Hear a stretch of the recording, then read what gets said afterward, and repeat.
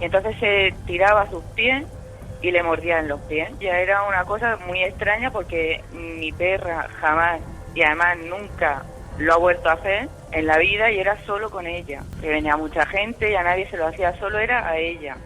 Y ya fue 2 o 3 meses antes de lo que le pasó a mi amiga, cuando empezó a comportarse así.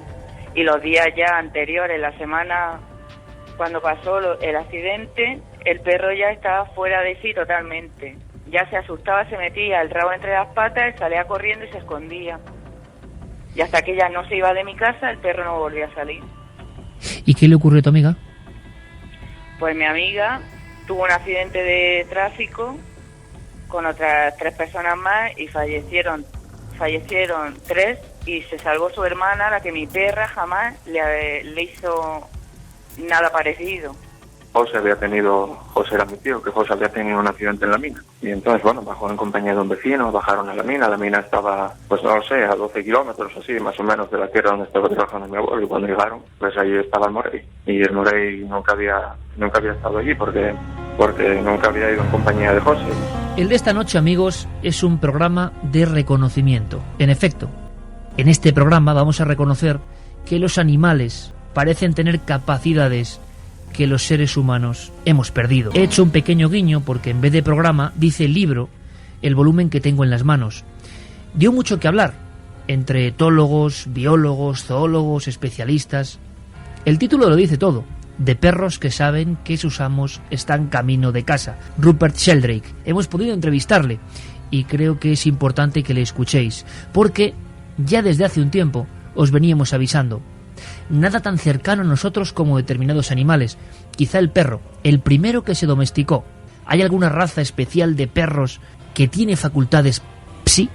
Bueno, pues nos hemos encontrado, por ejemplo, que perros sin raza, perros abandonados, perros recogidos en circunstancias terribles, graves, dramáticas, han sido los que luego han trazado una especie de afinidad que casi parece humana con sus dueños.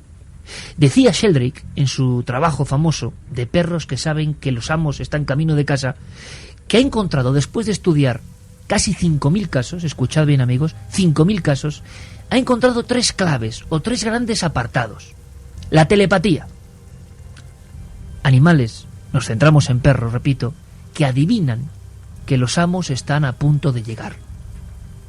Y dentro de esa telepatía, algunas inexplicables. Lo discutiremos esta noche. Segunda clave, sentido de la orientación. Perros abandonados, perros heridos, perros en bosques lejanos de su casa, perros extraviados por un accidente, que con las patas despellejadas caminan cientos de kilómetros y, como si tuvieran un GPS que nos es incomprensible e inconcebible, llegan de nuevo hasta sus amos. Y el tercer bloque, quizá el más inquietante, premoniciones. ¿Son los perros capaces de intuir la muerte? ¿Huelen la muerte, la enfermedad, el miedo? ¿Qué ocurre cuando en nuestra casa nuestro compañero fiel se queda observando un punto concreto de la habitación y nosotros no hemos escuchado nada, no hemos visto nada? Todo se explica científicamente con que ellos tienen un olfato o un oído tan fino que captan cosas que nosotros ni imaginamos. Antes de presentar amigos e invitados, ¿por qué no hacemos una cosa? Incluso antes de abrir la línea de contacto, ¿por qué no conectamos con un oyente? Ella nos escribía hace unos días desde Valencia, cuando pedíamos ayuda. Ella nos va a contar la historia de su perra. Ella es Ana Carreño, de Valencia. Ana, buenas noches. Buenas noches. ¿Quién era esta perrita? ¿Cómo era? Cuéntanos, ¿o cómo es? Mi perra, que tiene ahora mismo 15 años, es un perro normal, muy cariñoso. No es un perro de raza ni nada, me la encontré. Y es un perro pues muy cariñoso, muy tranquilo y tal. Ajá. ¿Y cuándo Chesca empieza a dar motivo para que tú te quedes inquieta, ¿no?, con algunas cosas que hace? Creo que es con una amiga, ¿no?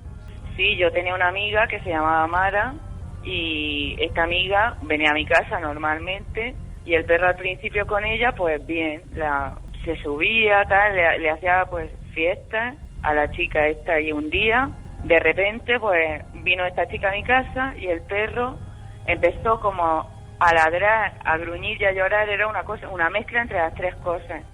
Y entonces se tiraba a sus pies y le mordía en los pies. Ya era una cosa muy extraña porque mi perra jamás, y además nunca lo ha vuelto a hacer en la vida y era solo con ella. Que venía mucha gente y a nadie se lo hacía, solo era a ella. Solo era ella, era como si tuviera algo. ¿Y la veía con cierta frecuencia esta chica? Pues sí, casi todos los días. Y sin embargo no lo hacía con nadie más. No con nadie, incluso con la hermana de ella, porque yo pensaba, yo qué sé, tienen otros animales, igual el perro huele, o no sé, yo no podía explicármelo. Y ya fue 2 o 3 meses antes de lo que le pasó a mi amiga, cuando empezó a comportarse así. Y los días ya anteriores, la semana cuando pasó el accidente, el perro ya estaba fuera de sí totalmente. Ya se asustaba, se metía el rabo entre las patas, salía corriendo y se escondía. Y hasta que ella no se iba de mi casa, el perro no volvía a salir. ¿Y la amiga qué decía? Pues claro, ella decía, ay, pues nos lo tomábamos a risa, que tu perro no me quiere, yo qué sé, pues nos reíamos de eso. Pero ella, claro, ella también pues le extrañaba porque era con ella sola. ¿Y qué le ocurrió a tu amiga? Pues mi amiga tuvo un accidente de tráfico con otras 3 personas más y fallecieron 3 y se salvó su hermana, la que mi perra jamás le hizo nada parecido. La chica tenía 19 años y los demás que fallecieron pues por esa edad. Y la perra daba la impresión de que intuía algo, eso es lo que crees, ¿no? Yo creo que ella veía o intuía algo, lo tenía muy claro. Y yo ya no sé si es que la perra lo que intentaba era apartarla de mí, porque claro, yo me iba a ir con ellos esa noche y no me fui. ¿Por qué? No sé, fue como una intuición, algo, me puse de repente muy nerviosa y me empecé a encontrar mal y decidí no irme. Y eso fue lo que me salvó la vida. ¿Y la perra daba la impresión de que quería o alejarte de ese viaje que iban a hacer? Sí, o que veía algo, o que intuía algo, no sé, porque la verdad es que fue muy fuerte. Y Chesca después no ha vuelto a comportarse así, de esa forma, nunca. Jamás en la vida, jamás, nunca. Nunca en la vida, además. Se ha muerto más gente, evidentemente, la vida pasa y conoce gente mayor y nunca le ha pasado. Solo fue con ella. Porque además ella gruñía y le ladraba y le intentaba morder, se ponía agresiva, pero a la vez lloraba. Se quedaba triste, yo la veía triste y es un perro muy alegre. Bueno, pues este es el testimonio de Ana Carreño, que desde luego nos deja sin habla, porque es evidente que durante un tiempo largo, no una sola vez ni 2, parecía avisar a su dueña, y su dueña, con la que estamos hablando, Ana, se libró, ¿no? Por sensación, por intuición, por corazonada, pero desde luego, Ana, el caso de Chesca nos ha impresionado. Dale nuestro abrazo y nuestra caricia a Chesca de nuestra parte, de Milenio 3. Vale, muchas gracias. Muchas gracias por contarnos tu testimonio, Ana, gracias de verdad. 1:20. ¿Qué veía Chesca? ¿Por qué solo con ella? ¿Por qué lloraba? ¿Por qué apartó a su dueña de un viaje que resultó mortal? ¿Cómo se queda un biólogo, un zoólogo, del prestigio y sobre todo la experiencia rodando animales, estudiándolos, como mi buen amigo y admirado Fernando González Siches, cuando escucha una historia como estas en este punto de la madrugada? Fernando, buenas noches. Buenas noches. Pues yo te diría que te quedas tan sorprendido siendo zoólogo como siendo cualquier otra cosa, porque esto se escapa a la zoología y desde luego se escapa a la ciencia.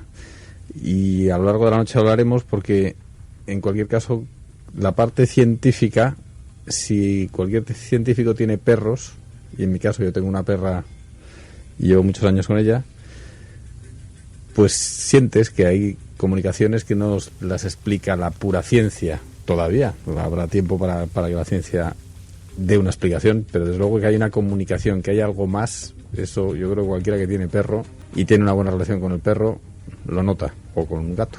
Y hemos iniciado una encuesta que queremos ver cómo se completa esta noche. Condicionada, yo decía, hombre, si preguntamos si los animales tienen sexto sentido, es que va a salir un 100%, estoy convencido. Y hemos querido ir un poco más allá, hacerlo un poco más difícil, Carlos. Pues la pregunta esta semana en www.ikerjimenez.com hemos puesto: ¿son los perros capaces de presentir la muerte? Y sorprendentemente, por el momento, gana el sí, con un 85,6, o sea, que sí que se acerca a ese 100% del que hablabas con la otra pregunta del sexto sentido animal. Bueno, ¿tenéis historias con vuestros perros? Nos centramos en perros, ¿os parece? Los animales sería inabarcable. Los perros, que tienen muchos misterios. Esperamos esta noche que va a haber muchos testimonios, los vuestros, claro que sí. Santiago Camacho, buenas noches. Buenas noches, Iker. Te va a gustar escuchar al profesor Sheldrake. Podríamos hacer una breve semblanza de por qué es importante este hombre que se metió a estudiar 5.000 casos de perros que se comportaban de forma científicamente extraña. Pues es difícil porque la tarea y el trabajo de Rupert Sheldrake es amplísimo y abarca muchísimos campos, pero vamos a intentarlo. Rupert Sheldrake es un biólogo, autor de 75 documentos científicos, de 10 libros. Entre su currículum académico pues está, por ejemplo, el haber sido miembro investigador de la Royal Society, haber estado en la Universidad de Cambridge, en Harvard, en algunos de los centros académicos más importantes del mundo. Y en 1981, después de una carrera académica muy brillante dentro, digamos, de los cauces ortodoxos, sorprende a todo el mundo con un perro que se llama, con un libro que se llama La nueva ciencia de la vida, la hipótesis de la causación formativa, 1981. ¿Cómo sería el libro? Que la revista Nature, una de las revistas más prestigiosas en el ámbito científico, le dedica un editorial simplemente para decir que él y el autor y el libro eran dignos candidatos de ser arrojados a la hoguera. Quiero decir, hereje, ¿no? Puro y duro. Efectivamente, pero ya explícitamente. ¿Por qué? Porque ahí hace su desarrollo, que luego a lo largo de diferentes libros, y este que tenemos aquí delante, el de perros que saben que sus amos están camino de casa, pues es uno de ellos, va desarrollando su teoría de lo que él llama los campos mórficos o los campos morfogénicos. Que esto, explicarlo en breve es complicado, pero lo vamos a intentar. Básicamente, Sheldrake dice que aparte de los campos energéticos, los campos electromagnéticos, etcétera, etcétera, que todos conocemos, que hacen que nuestra voz llegue a través de las ondas, pues a los receptores de radio de los oyentes, pues existen en el universo lo que él denomina campos informativos, campos informacionales, donde lo que se mueve no es energía, sino lo que se mueve es información. Que esos campos son lo que dan, de alguna forma, hacen que que algunas cosas se organicen por sí solas, que los cristales cristalicen de determinada forma, siempre igual, que digamos que una especie tenga las características que tiene y no otras, etcétera, etcétera. Pero él va más allá. Y él dice, por ejemplo, que una determinada especie tiene una especie de banco de información común a toda ella, de tal manera que, por ejemplo, aplicado a los humanos, cuantos más humanos sepan montar en bicicleta, tanto más fácil será para el resto adquirir esa cualidad, porque digamos que ya hay un banco de datos común al que se puede ir accediendo de una manera inconsciente.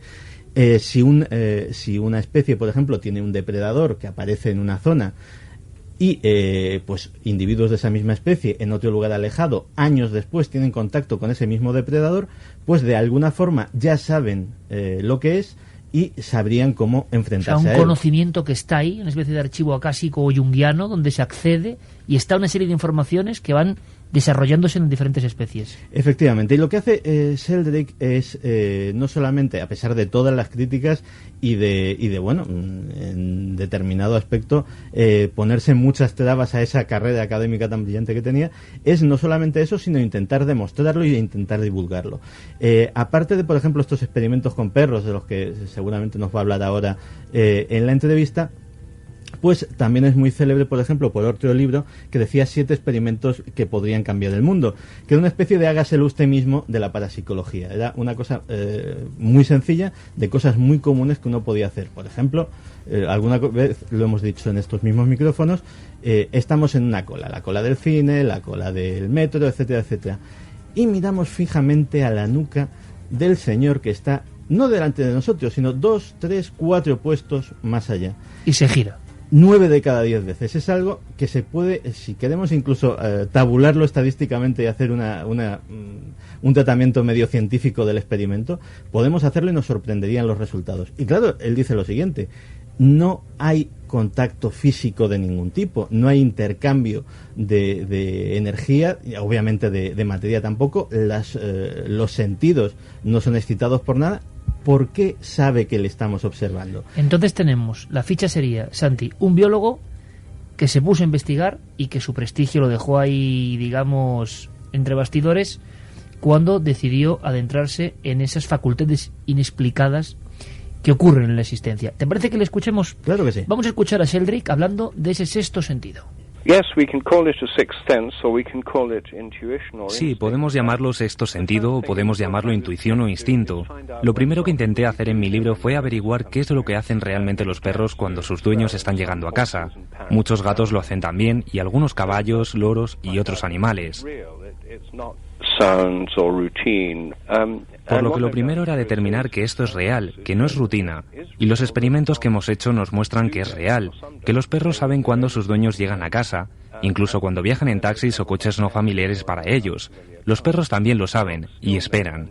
Por lo que la primera conclusión es que esto es algún tipo de telepatía, que lleva a los perros a recoger las intenciones de sus dueños. Por lo que la pregunta es, ¿cómo podemos explicar esta telepatía? Este es uno de los grandes misterios sin resolver de la ciencia, y algunos científicos explican que la telepatía no existe, pero yo no pienso así, porque los animales salvajes, el ser humano y las personas con sus mascotas crean sentimientos entre ellos, y cuando están separados, cuando están a muchas millas o kilómetros de lejanía, estos vínculos todavía les conectan. Fernando, científicamente, ¿esto es una auténtica herejía lo que acabamos de escuchar? Científicamente. Bueno, científicamente yo creo que hay tantas puertas abiertas en este enigma. Pero tú, por ejemplo, cuando haces la carrera, sí. ¿todo esto qué pasa? No, todo esto tiene una... lo que intentaba explicarte con esto de las puertas, todo esto tiene una explicación a primera vista sensorial. Es decir, bueno, habría que ver hasta qué punto un perro realmente sabe que tú vas a venir. Si tú sales de un hotel que está en Bogotá y tu perro es en Torrelodones, yo sinceramente no me lo creo. Que el perro conozca tu rutina o si no es rutina, o sea, habría que verlo. Pero en cualquier caso sí que creo que los perros solamente y de esto lo haremos, por el desarrollo que tienen los sentidos, en los que nosotros conocemos, como el olfato, y en los que muchos no conocen, que es, por ejemplo, el de la vibración, que es un sentido que tiene muchos animales y que tiene mucho que ver con la predicción de los terremotos. Eso hace que ellos se pinten unos paisajes, no visualmente, porque la vista no es precisamente su fuerte, que a nosotros nos costaría siquiera imaginar. Es decir, su forma de ver, entre comillas, el mundo a través del olfato es brutal. Tiene un olfato 1.000.000 de veces más desarrollado, no el doble, no el triple, 1.000.000 de veces más desarrollado que el nuestro.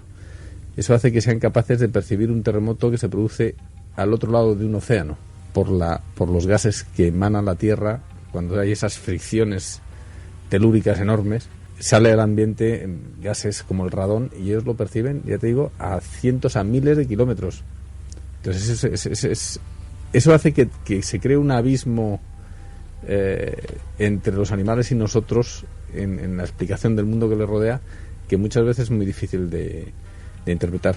Lo que pasa es que yo, que antes de entrar en el plató estaba hablando en el estudio, estaba hablando con Santiago y me contaba que estos experimentos se hacían con en unas salas especialmente diseñadas para que no entrara ningún tipo de sonido. Ahí es donde ya no sé qué contestarte, a mí se me escapa ya, es mucho más allá de lo que me imaginaba. Tus perros, que tú siempre has tenido, yo he conocido algunos de tus perros. Los conoces.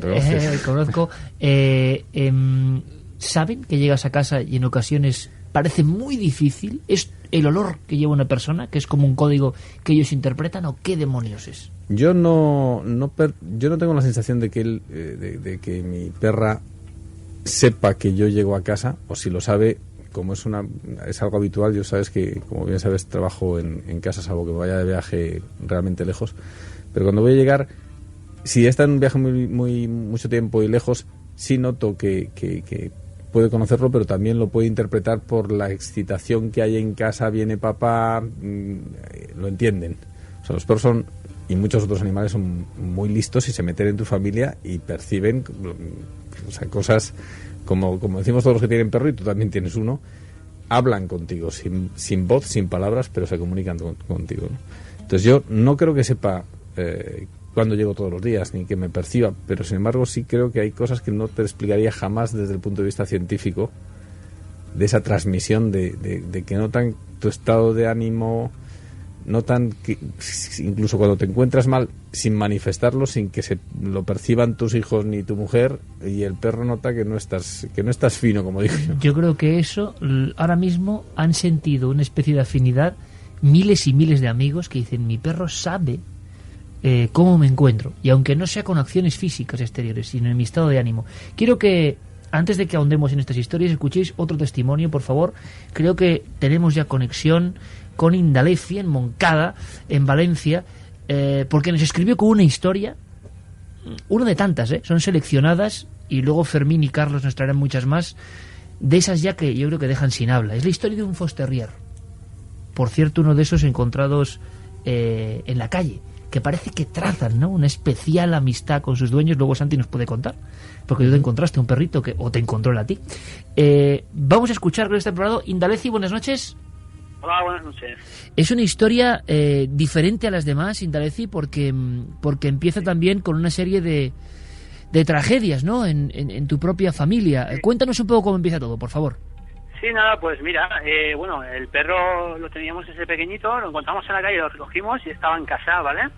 Mi padre tuvo un infarto y el perro, pues, es cuando mi padre estuvo ingresado, porque lo sacaba mi padre era el que se encargaba de sacarlo a pasear y tal. Y el perro estuvo unos días, cuando mi padre estuvo en el hospital así, pues triste. Mi hermano y yo, pues cuando volvíamos a casa, siempre estaba en la puerta, ¿no?, sentado así, un poco tristón. Pasa el tiempo y, bueno, por desgracia, mi padre falleció. Un día llegó a casa y mi madre, pues, me comenta lo que había ocurrido, que era que entró un día de la cocina al comedor y vio que el perro miraba hacia un rincón del comedor, como si hubiera alguien. Uh-huh. Y mi madre estaba sola en casa.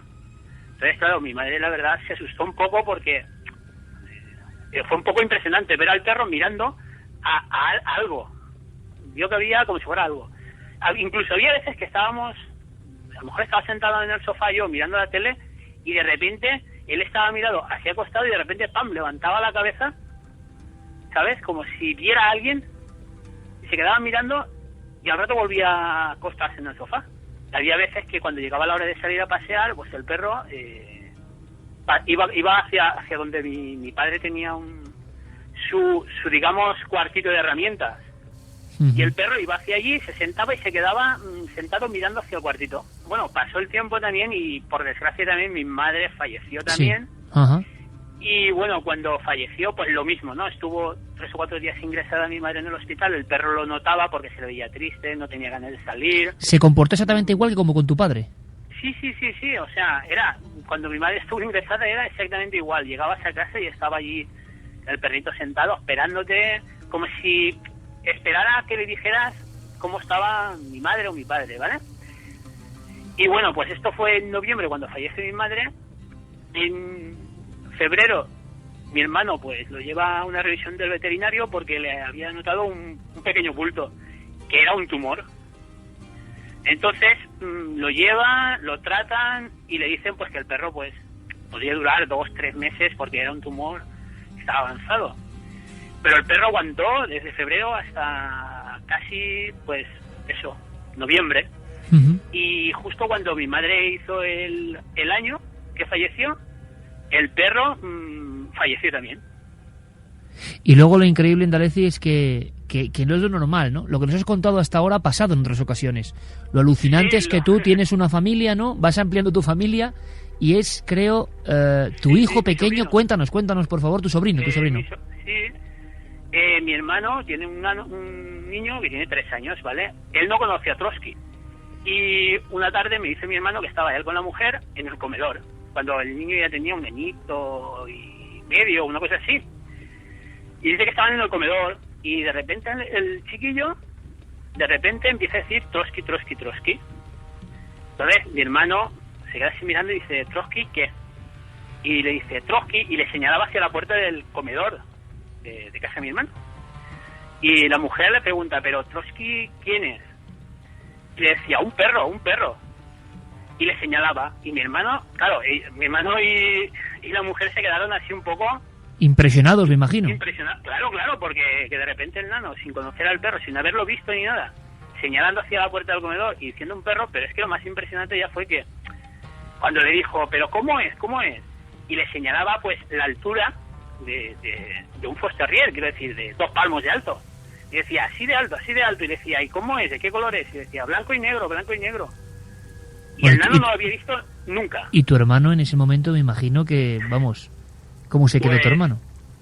Pues mi hermano y la mujer pues se quedaron bastante impresionados. De hecho, cuando me lo contaban, me decían, en ese momento pasas como si fuera miedo, por decirlo de alguna forma, ¿no? Porque ves que el nano ve algo que tú no ves. ¿Cuántos años tiene el sobrino, Indaleci? Tiene 3 años y medio. Cuando le ocurrió ese fenómeno, ¿qué edad tenía? ¿3 años y medio? No, cuando le pasó eso tendría 1 añito y medio, una cosa así. Y claro, pues a lo primero sí, impresionó y tal. Después ya no lo ha comentado nunca más. No, nunca ha dicho ella nada más del perro. Es ¿sabes? como si solo, también la magia de los niños un poco, ¿no? Como si solo durante un tiempo pudiera ver esa imagen del perro que describió perfectamente. Sí, o sea, a ver, nosotros cuando me lo contó mi hermano me dice, en ese momento te asustas, ¿no? Porque dices, caray, aquí ¿qué ocurre, no? Pero luego lo piensas y dices, bueno, según dicen, los niños ven cosas que nosotros no vemos. Seguro, como los perros también, ¿no? Efectivamente.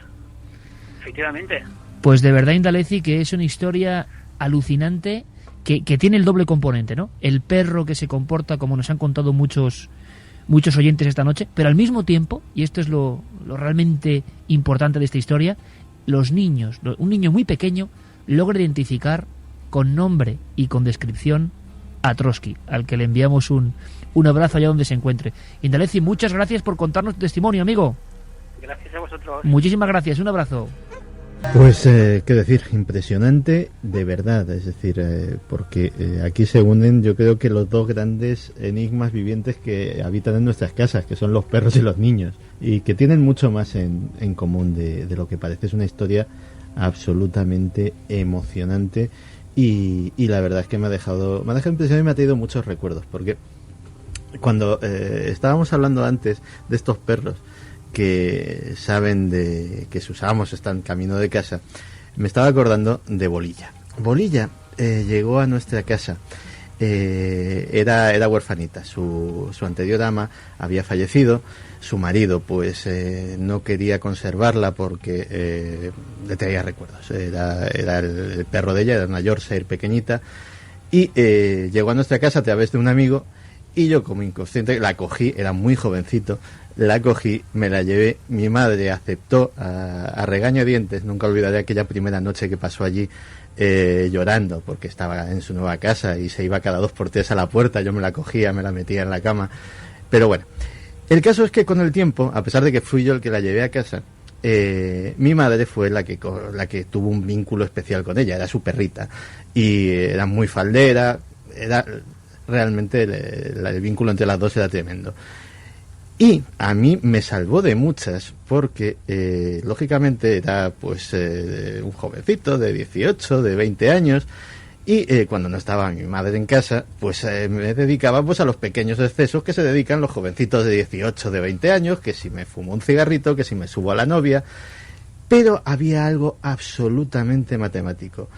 Cuando Bolilla se iba hacia la puerta, yo sabía que tenía más o menos entre 8 y 10 minutos para dejar todo en un estado inmaculado, hacer desaparecer a la señorita que me estaba acompañando en ese momento o lo que fuera, antes de que mi madre entrase por la puerta de casa. Con esa antelación. Con esa antelación, era milimétrico. Y ya te digo que aquello me salvó de algunas reprimendas importantes. Calculando ese baremo, que ya por aquel entonces tenía estas inquietudes y dije, jolín, aquí hay algo, ¿no?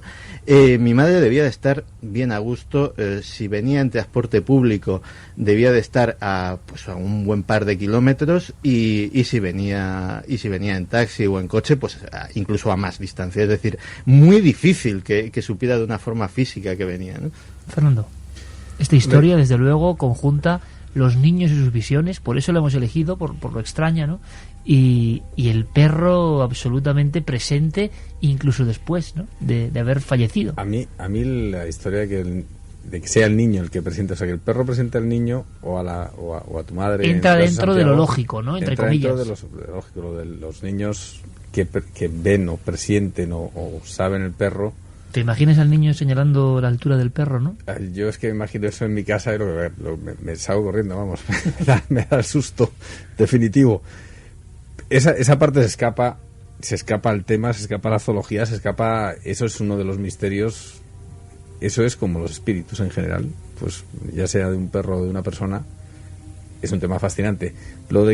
El tema de que el perro presienta que va a venir una persona, la bolilla entre comillas que tengo en casa no es un Yorkshire, es un Rottweiler y no nos da pautas de que va a entrar nadie, pero sí hay dos cosas que le molestan. Uno es un autobús que pasa enfrente de casa, que no sabemos si ha habido alguna historia con el conductor del autobús y el perro, y otra es un perro de un vecino, y eso sí que te pide, antes de que pase, te pide salir a la calle para correr a través del jardín cuando pasan.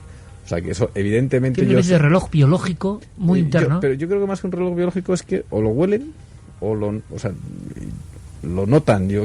Yo sinceramente creo que lo huelen, que son capaces de olerlo. Un autobús, evidentemente, sobre todo, yo vivo en Torrelodones, no tienes un tráfico en la zona que vivo grande y un autobús huele seguro y huele fatal. Claro, para ellos es un contraste con el entorno, ¿no? Absolutamente, y el perro del vecino tendrá su matrícula olorosa y seguro que la huele. Lo que me vuelvo a decirte, como decía al principio del programa, lo que me sorprende es que Santiago me diga que hay experimentos que se hacen en cámaras selladas donde no entra el olor, que también son capaces. Claro que sí, y vamos a hablar de eso. Y en Cuarto Milenio hicimos una experiencia que fue sorprendente. Antes mencionabas los terremotos, Fernando. Simplemente una píldora. Hemos hablado con nuestro amigo y casi colaborador, podemos decir, de este programa, Emilio Carreño, director de la Red Nacional Sísmica. Y claro, ahí está uno de los mitos, ¿no? Bueno, pues últimamente se está investigando sobre el oído, el prodigioso oído, en terremotos y en tsunamis. Nos trajo un documento, Emilio, y ahora vamos con vuestros casos, lo que están llegando a mansalva, me cuenta aquí Carlos Largo. Hubo un documento en China, 1975, pero tocólo para adivinar, entre comillas, seísmos, y las dos primeras páginas importantes eran ¿qué tiene que ver usted 5 minutos antes en los animales? ¿Hay explicaciones o no? Escuchamos a todo un científico en la materia, Emilio Carreño. Cuando se produce un efecto de ruptura en una falla, hay también un fenómeno en las rocas de dilatancia, por las cuales se llenan los poros que quedan en las rocas de humedad, de agua, aumenta la humedad ambiental, y el hombre es muy difícil de detectar estos cambios pequeños de humedad, porque al parecer el ser humano estos cambios los detecta fundamentalmente por el olfato, mientras que sí se ha encontrado en los animales que no lo hacen así, con el olfato, sino que realmente hay una especie de estructuras, esto tiene su nombre, ¿no?, que se llama higrorecepción, una serie de estructuras en sus células, de manera que pueden detectar unos cambios, unas fluctuaciones muy pequeñas, tanto de temperatura como de humedad, que no tienen nada que ver con el olfato, es decir, están al parecer en el oído. Y esta es una diferencia básica. También podría ser entonces que esos pequeños cambios mínimos inapreciables para el hombre fueran apreciados por los animales. Las fronteras de lo audible y lo inaudible, ¿no? De tantos misterios hay. Por cierto, luego estoy de contar una historia que me contaba mi primo, y estas de las que le gustan a Fernando González Siches. Son de esas de noche que a veces nos contamos, ¿no? En una noche como esta. Pues fijaos, voy a contar, ¿por qué no? Antes de que Carlos nos cuente casos. Hace poco mi primo, al que yo le tengo evidentemente mucho cariño y he recorrido muchas aventuras e historias de misterio con él, me decía una cosa que me dejaba pues prácticamente helado.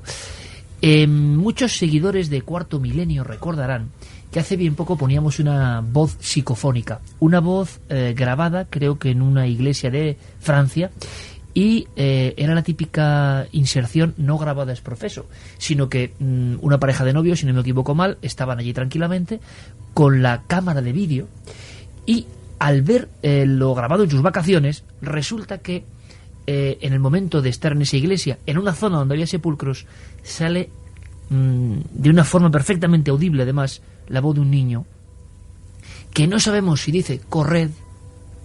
Siempre hay una teoría que dice que las psicofonías salen en la lengua que uno practica y natural, aunque esté en Francia o esté en cualquier otro sitio.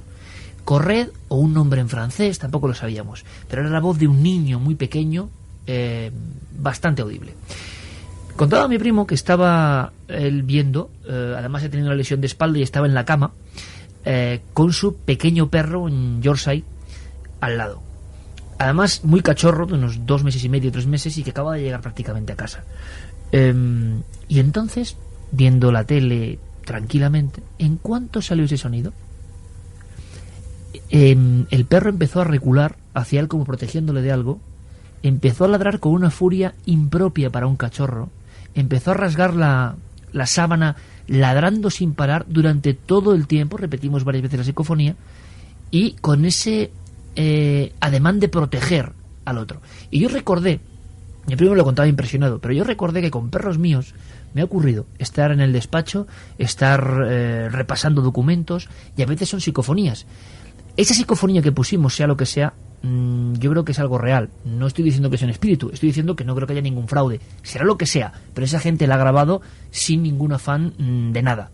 Con algunas otras psicofonías muy especiales. ¿Tú recuerdas, Santi, aquella de Darnell terrible de... bueno, hay varias, ¿no? Uh-huh. ¿Qué hago yo aquí? Bueno, ¿yo qué hago histórica aquí? Y tantas. Yo recuerdo, tengo la memoria de mi perro, absolutamente nervioso, él echado, tranquilo, altas horas de la madrugada. Me gustaría si algún amigo que nos está escuchando le ha pasado algo parecido, porque dije, hablando con mi primo Roberto, caramba, es que esto es como para analizar, ¿no? Y para aportar a este programa. Y bien sea el sonido, pero solo determinadas voces, supuestamente psicofónicas, agresivo, intentando proteger al dueño de lo que está escuchando, como si estuviesen en una fracción del sonido, o en una zona del sonido que a ellos les hace daño o que es especial, ¿no? Bueno, pues esto ocurrió, y esto, digo, son cosas que están pasando constantemente. ¿Es un sexto sentido? Vamos a escuchar de nuevo a Sheldrake, a Rupert Sheldrake, porque hablaba precisamente de eso, de esas premoniciones, de esas audiciones especiales, de esa barrera que va un poco más allá. ¿Por qué precisamente con documentos de este tipo los perros se comportan así? ¿Se podía hacer algún experimento? Uh-huh. Esto sería, de forma casera, un pequeño experimento. No hay duda de que los perros y otros animales pueden tener premoniciones de desastres, al menos antes de todos los recientes terremotos de los últimos 20 años que he estado investigando. Antes de todos estos terremotos, incluyendo el recientemente ocurrido en Haití, los perros y otros animales mostraron señales de estrés, incluso en algunas ocasiones días antes de que la catástrofe se produjera.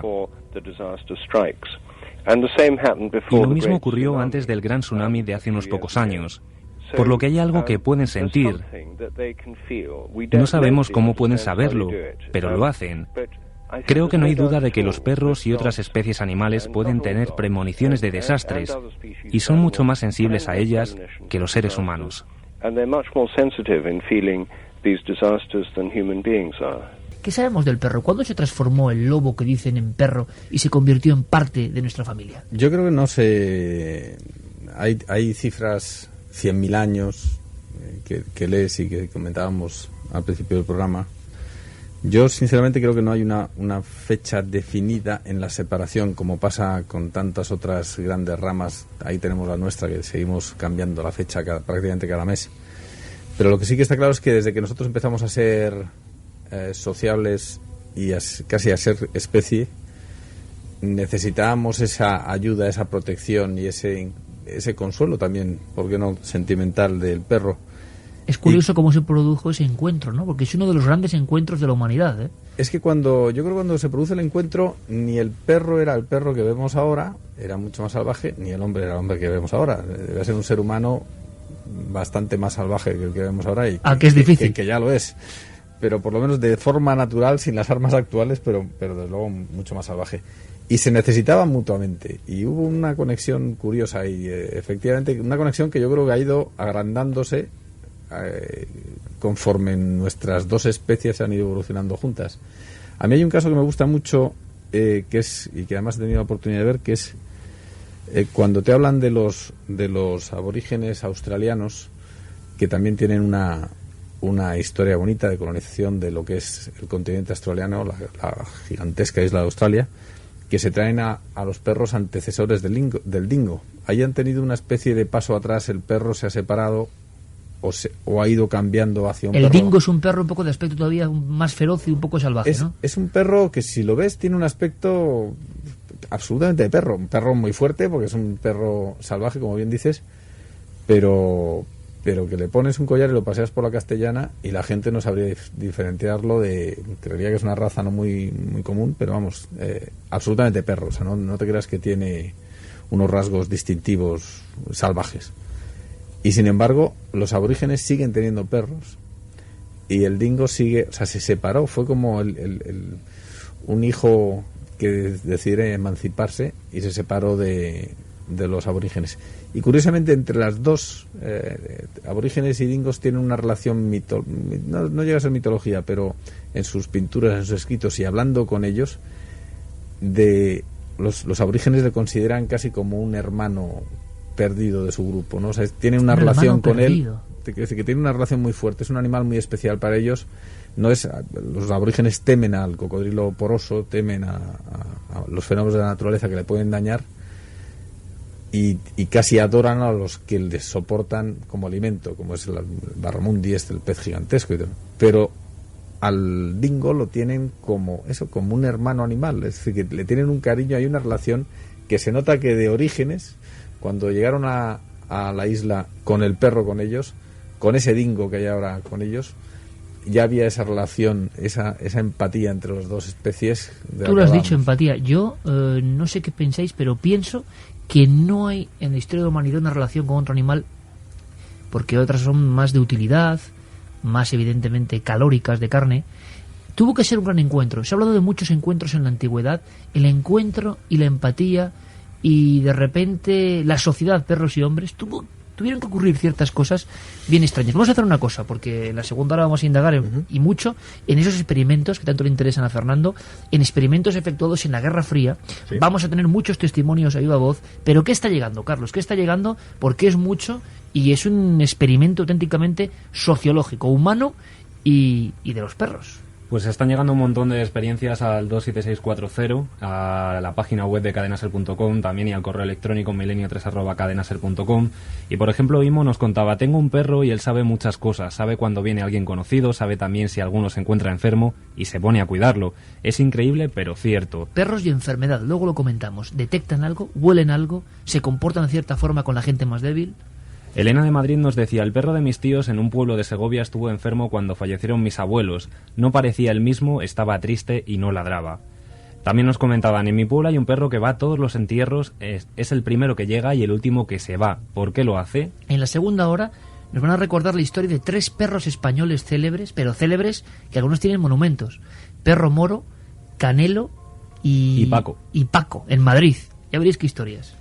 Y fíjate, queremos mandar un abrazo muy fuerte a una oyente que ha estado en contacto esta semana con nosotros. Ella es Carol, de Madrid, y nos ha escrito ahora mismo un mensaje que dice: os escribí durante la semana, pero no pudimos hablar al final. Si queréis leer el correo. Vamos a pasar a leer un trocito del correo que nos mandaba.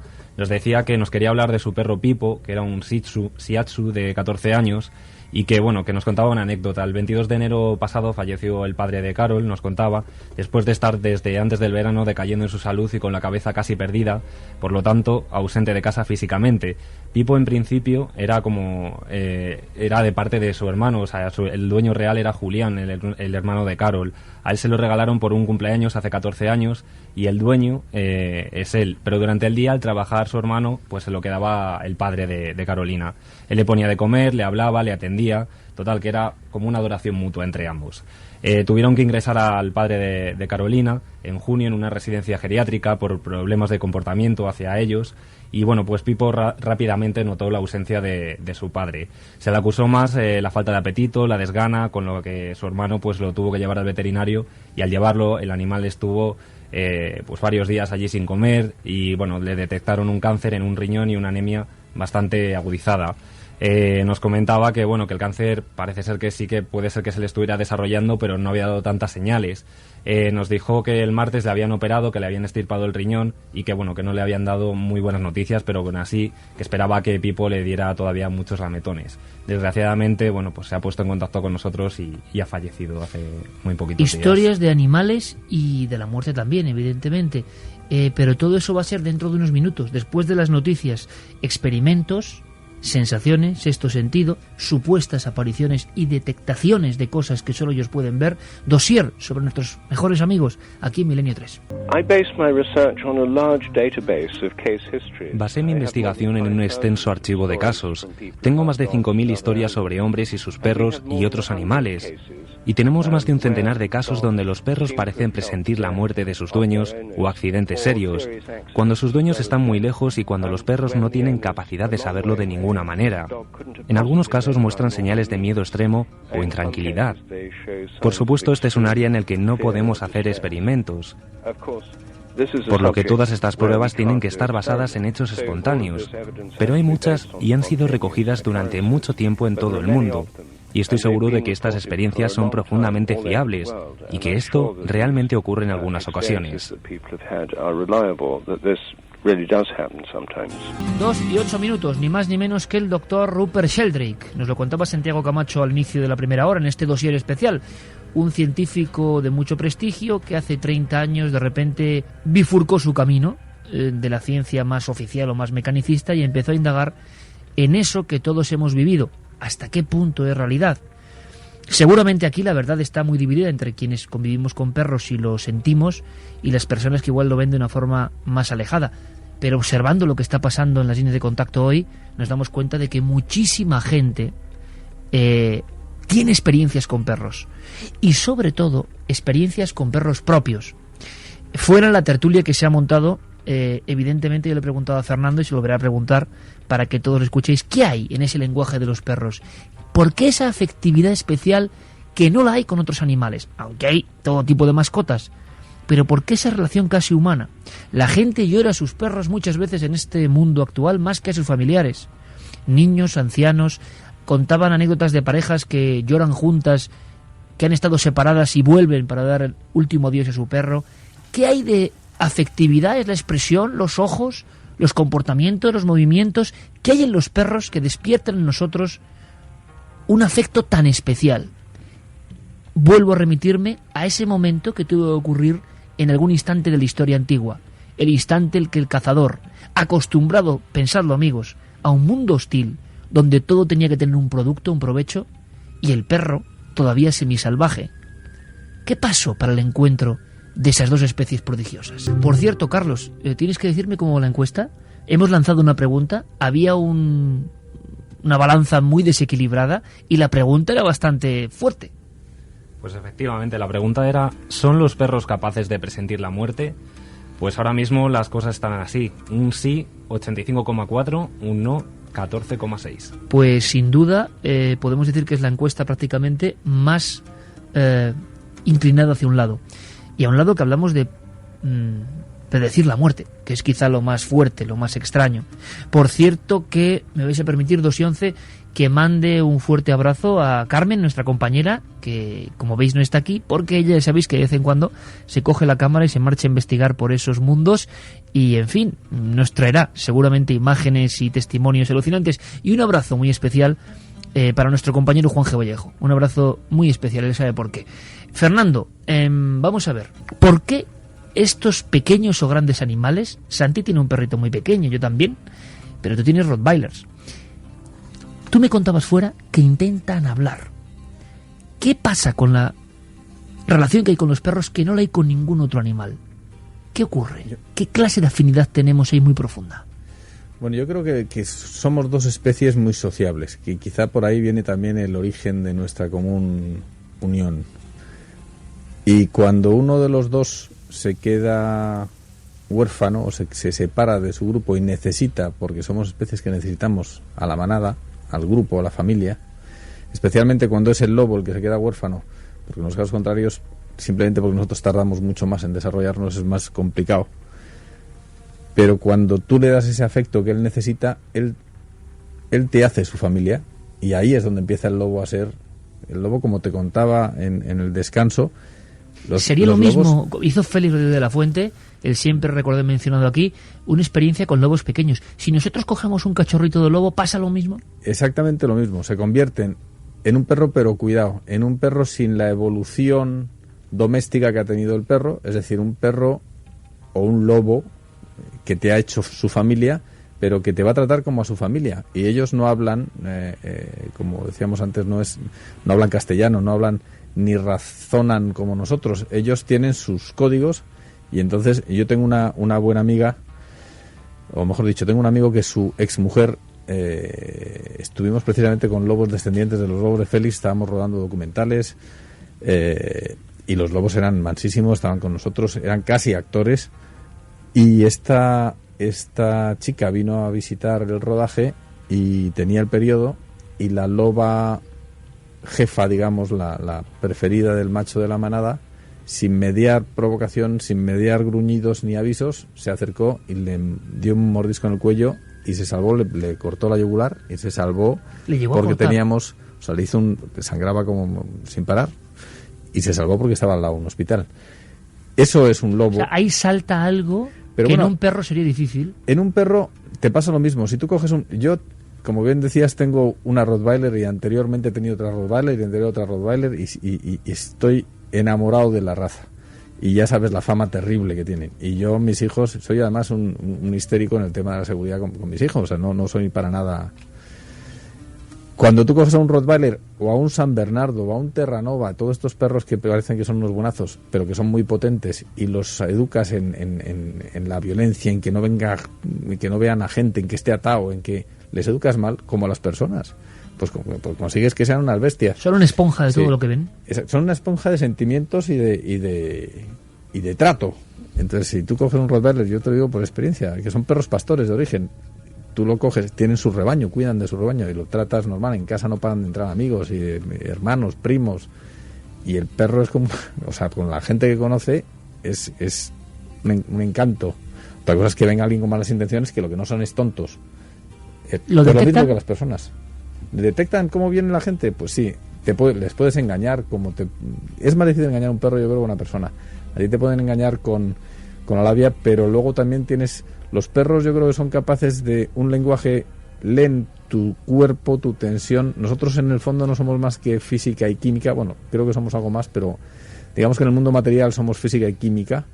Somos un campo magnético, somos un montón de olores químicos, y ahí el perro sí que tiene un detector infalible de que si tú vienes con más estresado, con más tensión o con malas intenciones, yo creo que es más fácil que te detecten los perros y que te protejan, por lo tanto. 2:16, dossier especial y un montón de testimonios a las vías de contacto habituales. Han llegado muchos casos, como el que vas a contar ahora, Carlos. Premonición. Pues es un caso efectivamente de premonición. Nos vamos a trasladar hasta Asturias. Esta historia nos la mandaba Juan Fernández, que hemos podido hablar con él. Concretamente se sitúa en el pueblo de Collado Escobal. Nos comentaba en su correo que su tío se llamaba José. Vamos a trasladarnos hasta los años 50, 60 aproximadamente. Cuando era pequeño, pues tuvo la buena experiencia de cruzarse en el camino con este perro al que llamaron Morey. Se cayó el perrito cuando era un cachorro de un camión de los grises, como nos contaba Juan, y se lo llevó a su casa. Entonces, pues la familia le acogió, le cuidó. Y parece ser que, tal y como nos va a contar ahora Juan, durante los primeros días pues todo fue bien, hasta que poco a poco se fueron percatando de que Morey tenía un comportamiento extraño por las noches. Aullaba mucho, nos comentaba como unos llantos, unos aullidos lastimeros, como si fuera de una plañidera, y que curiosamente, justamente en esas noches en las que Morey lloraba, pues alguien al día siguiente parecía morir en el pueblo. Y se empezaron a percatar de que había noches que se les pasaba aullando. Y se fueron dando cuenta de que las noches en que aullaba el día siguiente, pues algún vecino del pueblo, de los pueblos de al lado, pues había fallecido durante la noche. O a lo largo del día fallecía alguien en el pueblo, en los pueblos de al lado. Fíjate qué curioso que no solo Morey parecía presentir la muerte, sino que ayudaba a sus propios dueños, a sus propios amos. Los abuelos de Juan tenían un pequeño bar, una pequeña tasca allí en este pueblo de Asturias, que curiosamente cerraba más tarde de la hora habitual a la que se había impuesto. Parecía que había como un toque de queda por aquellos años. Y pues nos comentaba que el bar de su abuelo era el único de la parroquia que nunca pagó una multa gracias a la ayuda de Morey, porque les avisaba de cuándo la Guardia Civil llegaba a la puerta y jamás tuvieron un problema. En la planta baja de la casa mis abuelos tenían un bar, el típico bar de pueblo, el Chigre, que se dice por aquí. Y había toque de queda por aquel entonces, toque de queda, hora de cierre, que solían ser las 12 de la noche. Y pues bueno, pues sobre todo los sábados, que era cuando más se reunía la gente, solía subir una pareja de la Guardia Civil algunos sábados a ver que se cumpliera la hora de cierre. Y entonces el perro empezaba a ladrar. Y cuando el perro ladraba, mi abuelo sabía que andaba la Guardia Civil cerca por ahí. Entonces cerraban contra ventanas, cerraban las puertas, apagaban la luz y mandaban a todos los clientes que venían al bar callar. Y hasta que no parara de ladrar el perro, pues era que andaba la Guardia Civil por ahí. La historia que nos comentaba Juan, que parece ser que este perro, hasta sus últimos días incluso, nadie se atrevió a acabar con su enfermedad, con su larga enfermedad. Era ya un perro muy viejo, durante sus últimos días ya todo el mundo le respetaba tanto que incluso nadie se atrevió a ayudarle a morir. Y fíjate, nos adelantaba también una historia muy curiosa que ocurrió con su abuelo, con el abuelo de Juan. Él estaba trabajando la tierra, una propiedad familiar, y estaba acompañado siempre del Morey. Durante uno de esos días de trabajo, Morey sale disparado, el abuelo de Juan se extraña, no sabe hacia dónde va, y a los pocos días el abuelo de Juan se entera que su tío, o sea que su hermano en este caso, que el tío de Juan, José, había tenido un accidente en la mina. Y vamos a dejar que sea el propio Juan el que nos cuente lo que ocurre, porque algo ocurrió ahí con Morey. Y luego un día, del año 60 ya, pues estaba mi abuelo trabajando en una tierra que tenían distaría 9 kilómetros de su pueblo. Estaba trabajando en compañía del Morey, que es el nombre del perro. Y de pronto, pues el perro se levantó y marchó corriendo. Mi abuelo, siguió trabajando hasta que acabó la labor y ya bajó para el pueblo. Y allí, pues le dijeron que José era mi tío, que José había tenido un accidente en la mina. Y entonces, bajó en compañía de un vecino, bajaron a la mina. La mina estaba, pues no lo sé, a 12 kilómetros así, más o menos, de la tierra donde estaba trabajando mi abuelo. Y cuando llegaron, pues allí estaba el Morey. Y el Morey nunca había estado allí porque nunca había ido en compañía de José. O sea, un caso de orientación extraña y de premonición al mismo tiempo. Sobre todo Juan nos destacaba las últimas frases que nos decía de que Morey nunca había estado allí. Claro, estaba a unos cuantos kilómetros de donde se situaba la parcela donde estaba trabajando su abuelo y que Morey nunca lo había conocido. Y fíjate otro dato ya para terminar, nos comentaba Juan que desde ese día, todas las noches del aniversario de la muerte de su tío, de José, Morey se pasaba aullando y aullando de una forma distinta, como si los aullidos intentaran representar esa celebración de esa fecha concreta en el que había muerto su tío en aquella mina. Aún así Morey le recordaba todos los años. Historias que fueron importantes incluso para algunos gobiernos. Santi, durante la Guerra Fría se empezó a experimentar con perros, quizá buscando elementos importantes en este sexto sentido. Claro, como ya hemos comentado en el programa alguna vez, durante la Guerra Fría ambas superpotencias de una forma anónima intentaron investigar, por ejemplo, las capacidades de utilizar las potencialidades paranormales de los seres humanos en su beneficio, fuera para espionaje o para cualquier otra cosa. Y por lo que sabemos también se hicieron experimentos con animales. En 1975 la DIA, la Agencia de Información de la Defensa norteamericana, hace un informe que se titula Investigación Parapsicológica Soviética y Checoslovaca. Es un informe amplio sobre lo que los espías norteamericanos han conseguido averiguar de lo que se está haciendo en ese sentido en el telón al otro lado del telón de acero. Y a través de ese informe sabemos de varias líneas de experimentación que tuvieron tanto checos, en este caso, como soviéticos, con perros concretamente, y luego también con otro tipo de animales.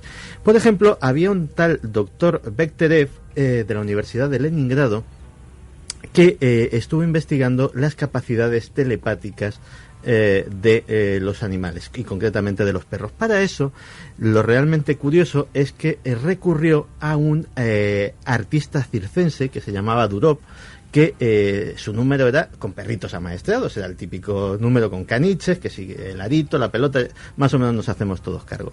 Y entonces, pues lógicamente, cogió, digámoslo así, a estos perros, a Durov, que los tenía perfectamente entrenados, y le puso un reto.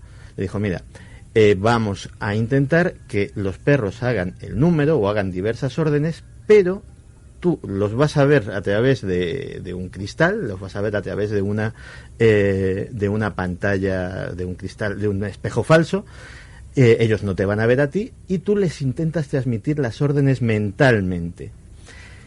Para sorpresa de los investigadores, los perros hacían el número prácticamente calcado, iban, venían, recogían objetos, hacían cosas bastante complejas. Pero había una cosa bastante determinante. Cuando Durov no estaba, y no lo veían los perros, el resultado del experimento era, en el mejor de los casos, mucho más flojo y en la mayoría nulo. Es decir, los perros no hacían absolutamente nada y no obedecían a esas órdenes mentales de cualquier otra persona. Más adelante se supo que también hubo otro tipo de experimentos. Por ejemplo, estos ya son un poquito más atroces. Se cogió a una perra recién parida, se cogió a esos perritos de la camada y se los llevaron a una instalación a varios kilómetros de distancia.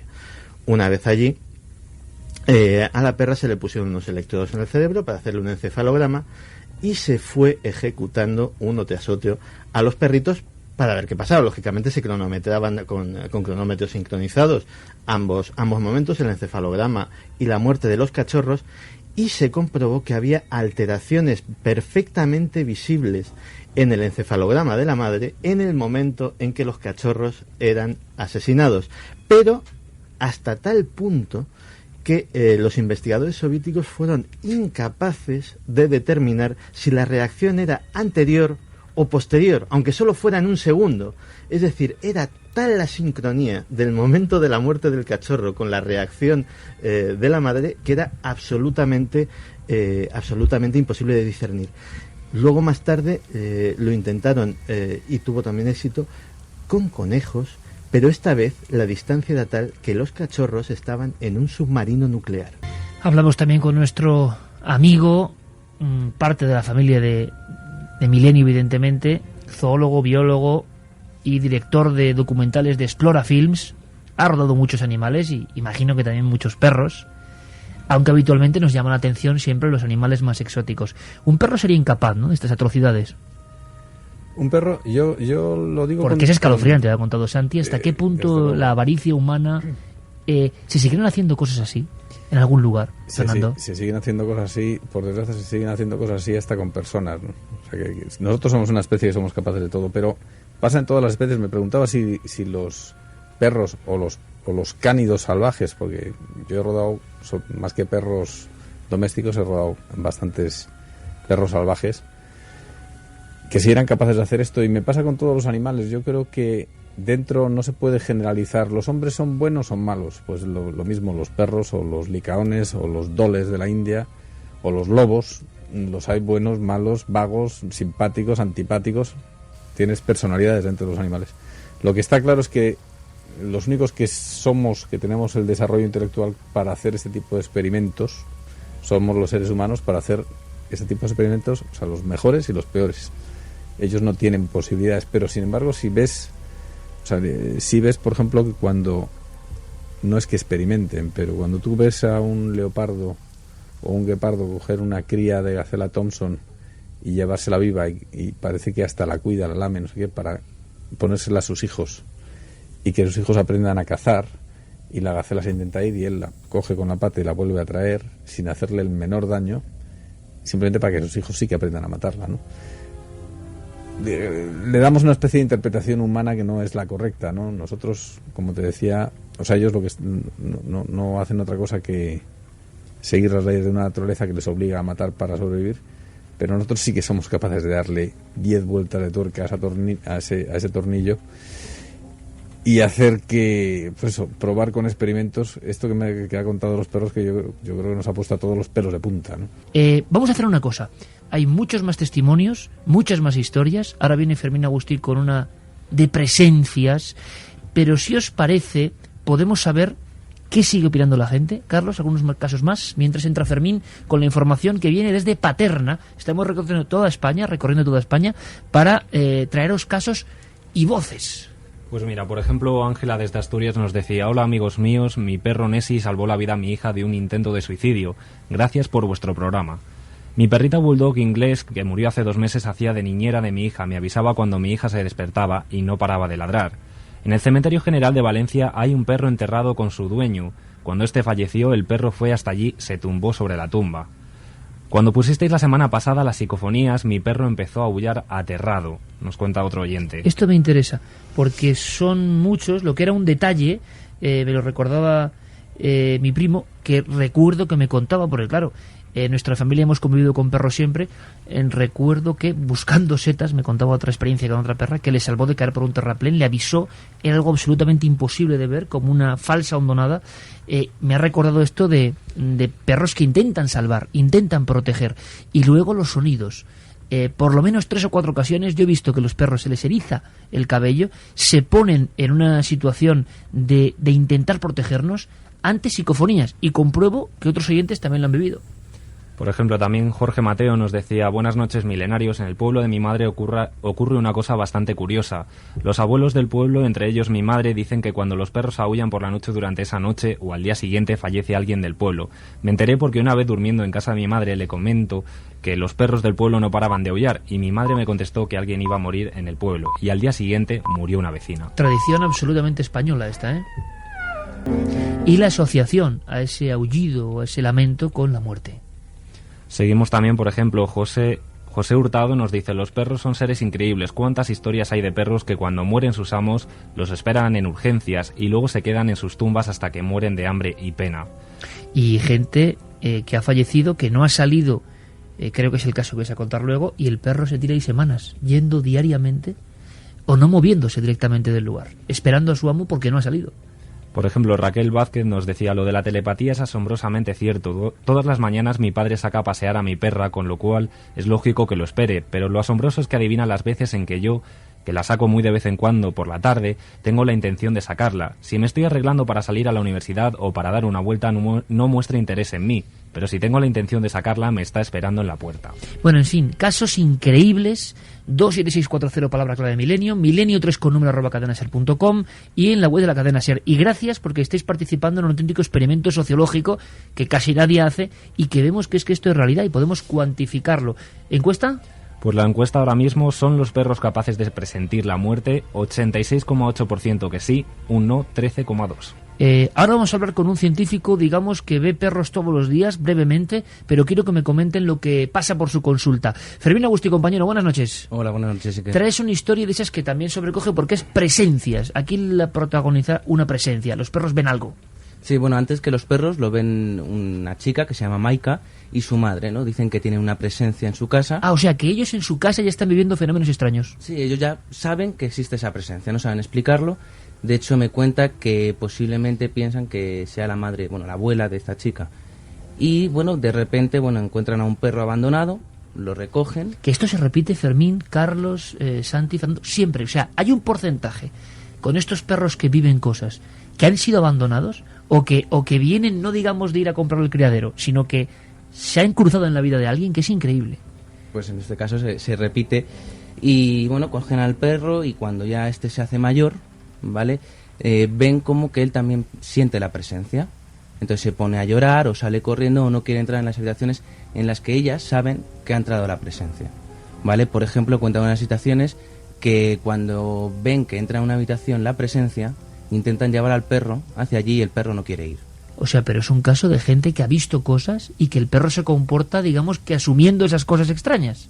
Que no... Pues podemos escuchar el documento, ¿si te parece? Sí.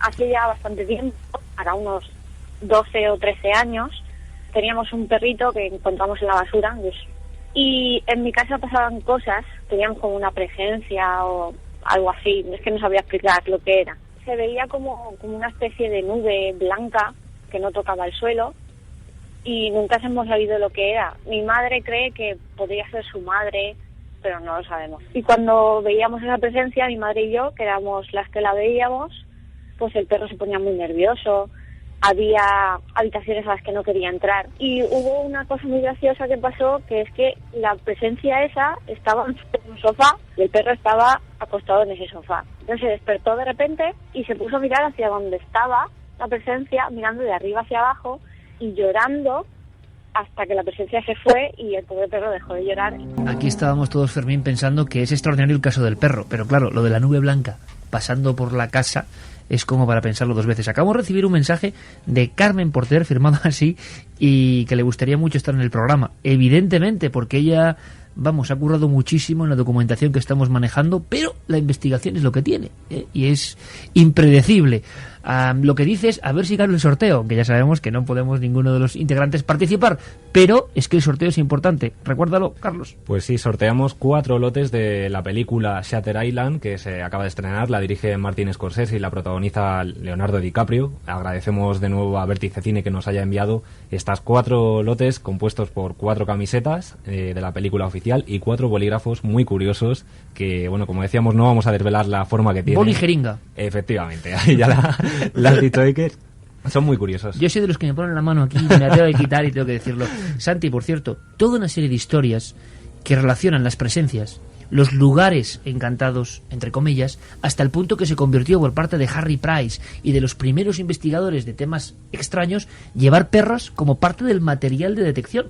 Efectivamente, y de hecho muchas veces incluso sucede, como en el testimonio que hemos visto, de forma espontánea. Me estaba acordando de cómo Pilar Tapia, la dueña del Castillo del Buen Amor en Topas, contaba ante las cámaras de Cuarto Milenio en su día que ella tiene una perra dálmata y que precisamente en las estancias del castillo, donde se dice que suceden hechos extraños y que hay también este tipo de presencias, pues la perra, precisamente sin saber absolutamente nada de la historia ni de la leyenda, pues muestra un comportamiento que no es en absoluto el habitual, pues cuando está en las estancias privadas del lugar con ella y con su familia, ¿no?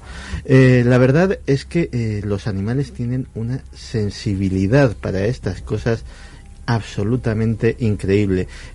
Yo, por ejemplo, me acuerdo de una de mis primeras investigaciones como aficionado, que fuimos a la famosa Cueva de la Luna, que también lo tratamos aquí en Milenio 3 hace ya unos años.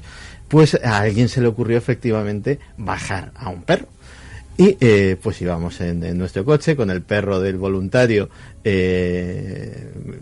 con nosotros, y efectivamente aquel perro se negó en redondo a bajar a aquella cava, a aquella cueva, y pues esa parte del experimento desde luego la dimos por buena. ¿Te ha pasado que un pedazo de perro como los que tú tienes, Fernando, se quede mirando fijamente a un lugar, no hayas escuchado nada, no sepas nada y te quedes un poco intrigado? ¿Qué es lo que le está pasando, por lo que veo, a muchísima gente? En casa no se queda. Lo que sí me ha pasado es que quizá por una frecuencia, quizá eso explique también la psicofonía, independientemente de lo que diga la psicofonía, la frecuencia que tenga esa voz, porque lo que sí que le pasa a veces es que está dormido a nuestros pies mientras estamos viendo la tele y hay algo que se nos escapa porque no estás atento a pues una diferencia de frecuencias, y de repente el perro se levanta y se queda mirando la tele y parece que está siguiendo hasta el argumento, que en ese momento fija la atención claramente. Y yo creo que es más un tema de frecuencias que de... Quiero interpretarlo así, ¿no? Desde luego yo, si el perro... Yo estoy en mi casa y se queda mirando hacia un punto... Tú me conoces, yo enseguida me cago de miedo y el perro se va a la calle. Vamos. Tú que has rodado con cocodrilos, tigres, sí, leopardos... Pero eso los veo. Vamos a hacer una cosa, Fernando. Antes de que Fermín y Carlos nos cuenten algo de perros muy célebres. Perro Paco, Perro Canelo... ¿Por qué tienen nombre propio? Bueno, porque fueron muy importantes. Y a veces con historias muy tristes, también hay que decirlo. Es un poco homenaje a estos amigos. Quiero ir a la consulta, directamente a estas horas. Creo que tenemos conexión con Radio Barcelona. Porque claro, ¿qué pasa en la consulta a diario? Un veterinario, director de una clínica veterinaria, que ha trabajado sobre estos asuntos de la percepción de los perros. ¿Qué ve cotidianamente? La ciencia todavía está muy alejada. Es Ricard Adam. Vamos a ver si estamos en contacto. Ricard, buenas noches. Buenas noches, gracias a vosotros. Ricard, se ha hablado tanto, imagino, habéis recibido vosotros en vuestro trabajo cotidiano, físico, no tangible, con los animales, tantas historias que has dedicado un capítulo de tu libro a eso, porque sería un poco obviar una parte importante del mundo de la etología, ¿no? Del comportamiento animal. Cierto es que en la consulta diaria hay muchos comentarios sobre la capacidad de percepción extrasensorial o desconocida que atribuimos a nuestras mascotas. Y realmente es difícil a veces dar una explicación. Yo siempre lo dejo en el aire. Es difícil dar alguna explicación. A nivel, vamos a decirlo, científico, el sexto sentido, estas historias, Ricard, ¿cómo se podrían explicar? Facultades que ellos sí que tienen y que yo no sé si nosotros tuvimos en alguna ocasión y ya no tenemos. Yo creo que la cosa va muy por allí. En los sentidos son muy diferentes entre especies. Es muy posible, además yo creo que hay algunos perros, hay algunas otras especies, pero los perros, que son lo más cercano que tengo yo, son capaces de percibir algunas ondas magnéticas, algunas ondas sonoras que nosotros no somos capaces de percibir y que en ellos despierta un comportamiento, y la mayoría de veces de miedo y de huida, y eso ha hecho que muchos animales salven su vida en maremotos y en terremotos y en erupciones volcánicas, que eso está ampliamente escrito en documentación. ¿Cómo es posible, si me traslado, por ejemplo, en el vehículo de un amigo y el sonido no es igual, es el olor, eso de que el perro parece que se adelanta unos minutos, que advierte que su dueño llega a casa? ¿Tiene una explicación? No, la verdad es que a veces me he encontrado en un callejón sin salida. Yo me he leído en profundidad el libro de este científico, biólogo y psicólogo, el señor Rupert Sheldrake, y realmente me sorprendía mucho los casos. Recoge, me parece, 585 casos diferentes de perros que son capaces de intuir la llegada de la casa. Y entonces interrogué a personas que me explicaron casos particulares. Entonces, cuando te lees los libros del doctor Rupert y ves la posibilidad de que haya unas ondas telepáticas, luego lo asocias con la capacidad de percepción de ondas magnéticas, la verdad es que parece que algo podría ser, pero a mí lo que me gusta defender es que ellos lo tienen porque no lo han racionalizado. Y quizá nosotros lo tenemos y lo que hemos hecho es adormecer estas capacidades porque las estamos racionalizando continuamente. Notamos algunas cosas, algunas sensaciones, algunas ondas, y a veces pensamos que nos ha sentado mal la comida. O cualquier cosa de estas, o tengo un mareo, y si supiéramos interpretar estas ondas, quizá sacaríamos más provecho de nuestros sentidos adormecidos. Ricard, por ejemplo, datos puramente científicos. El olfato de un perro, que estamos centrándonos un poco en este tipo de animal. El olfato de un perro, ¿en cuántas veces nos supera? Ellos, ¿cómo pueden? Porque hay personas que piensan que, por ejemplo, comportamientos extraños ante un dueño que tiene una enfermedad o una amiga. Nos han contado casos de personas normales y corrientes que habitualmente iban a una casa y el perro se comportaba extraño y esa persona luego fallece con una enfermedad. ¿Ese olfato es capaz de llegar a tanto? ¿Cómo es de prodigioso el olfato de un perro? No, realmente mucho más prodigioso de lo que nosotros somos capaces de entender, teniendo en cuenta que un perro es capaz de oler una hembra en celo a 2 kilómetros de distancia, y la disolución de las partículas en el aire es como 100 veces inferior de la que nosotros necesitamos para captar un olor, con lo cual es muy importante esta percepción que tienen. Y es cierto que cada ser vivo, los humanos y los perros mismos, desprendemos un olor según el estado físico en que nos encontramos. Si estamos cansados, si estamos deprimidos, si estamos nerviosos, si tenemos miedo, somos capaces, sin darnos cuenta, de segregar un olor a través de la adrenalina mismo, que muchas veces cuando alguno se asusta nota ese gusto extraño en la boca después de un gran susto.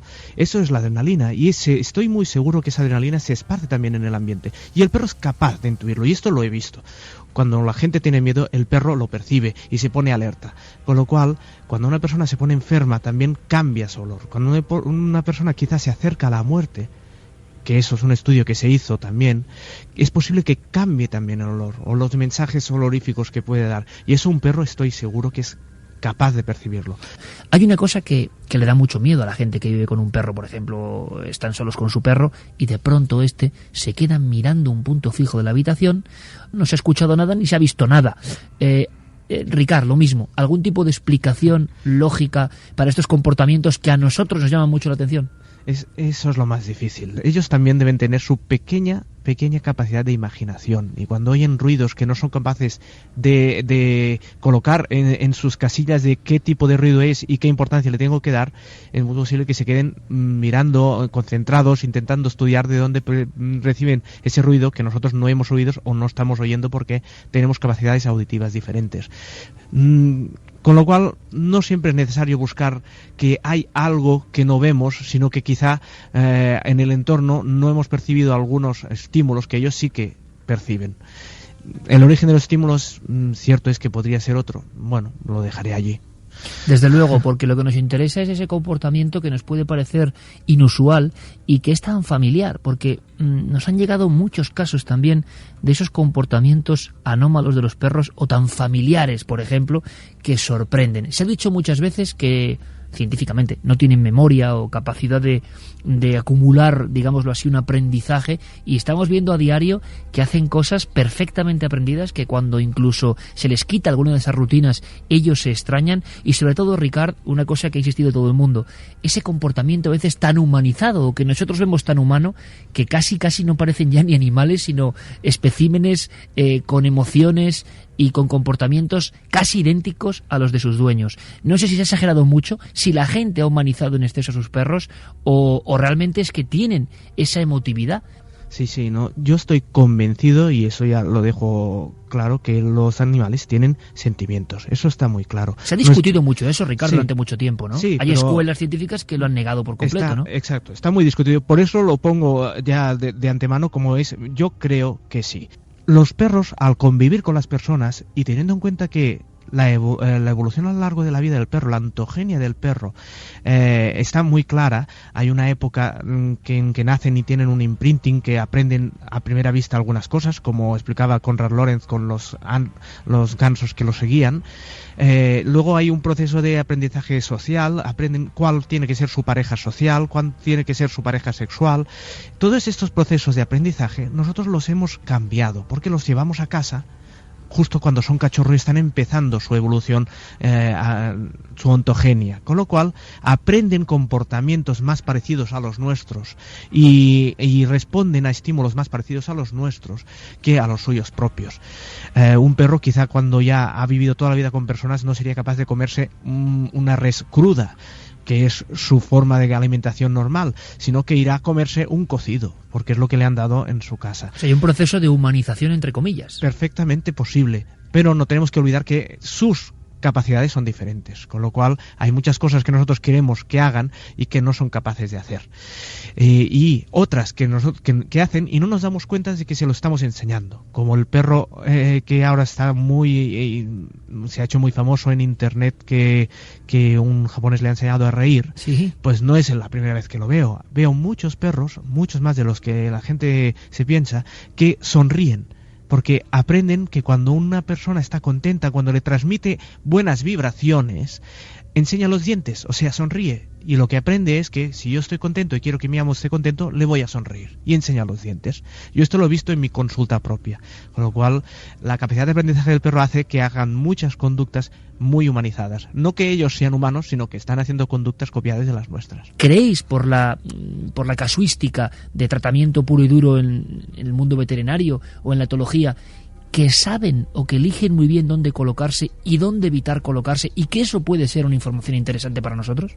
Sí, yo estoy convencido que sí. Su capacidad de oler y intuir por el tacto de los pies y por las percepciones de ondas magnéticas, que yo también soy de los que apuesta que tienen más capacidad que nosotros, serían más capaces de escoger sitios más seguros. Y si está en un sitio que hay algunas vibraciones, algunas ondas, algunos olores que no son del todo reconocibles o le parecen anormales, y prefiere estar en otro sitio, yo le haría bastante caso.